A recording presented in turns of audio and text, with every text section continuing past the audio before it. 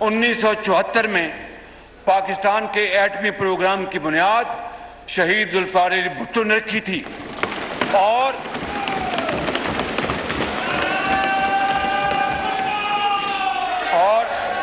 آپ لوگ please refrain کریں، ایک سیریس ٹاپک ہے، سیریس ایشو ہو رہا ہے، تقریر کر رہے ہیں honourable prime minister of Pakistan, please اب ایکسیپٹ نہیں ہوگی آپ لوگوں کے نعرے بازی.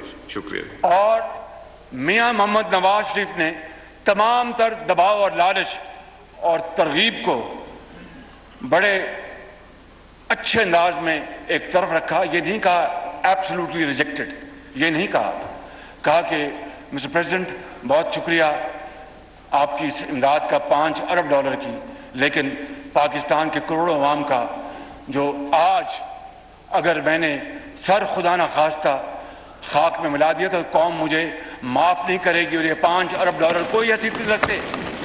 تو انہوں نے اس ذوالفقار علی بھٹو شہید کے اس پروگرام کو نقطۂ انتہا تک پہنچایا اور پاکستان کی دفاع کو ہمیشہ کے لیے ناقابل تسخیر بنا دیا. کیا جناب آصف علی زرداری ان کے دور میں، صدارت کے دور میں، کیا تمام پارٹیوں نے مل کر 18ویں ترمیم نہیں کی تھی جس سے صوبوں کو اختیارات اور وسائل بے پناہ ملے؟ کیا ہم نے مل کر متفقہ طور پر NFC ایوارڈ نہیں دیا تھا جو آج تک بھی سٹے آرڈر پر چل رہا ہے؟ ان کو توفیق نہیں ہوئی کہ NFC ایوارڈ جو نیا وہ قوم کے سامنے لے آتے. کیوں؟ جذبہ نہیں تھا اتحاد کا، مل بیٹھنے کا، روکھی سوکھی کھانے کا، اور گلے گزارے کر کے ہر ایک کا انصاف کے ساتھ حق دینے کا.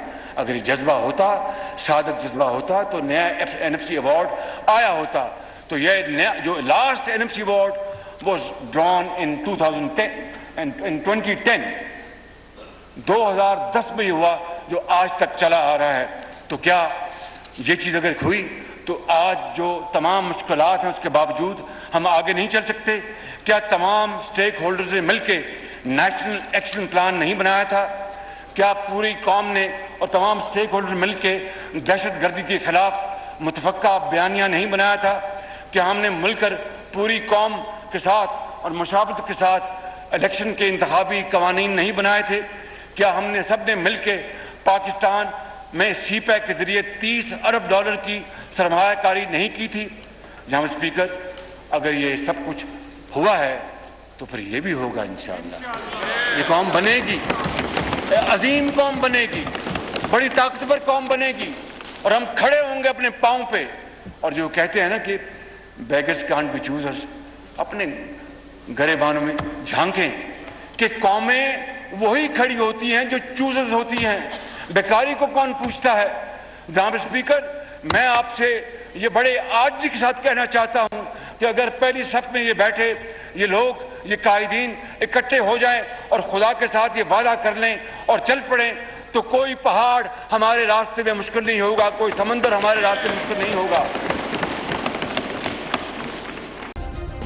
سبسکرائب کریں اور بیل دبائیں تاکہ کوئی خبر رہ نہ جائے.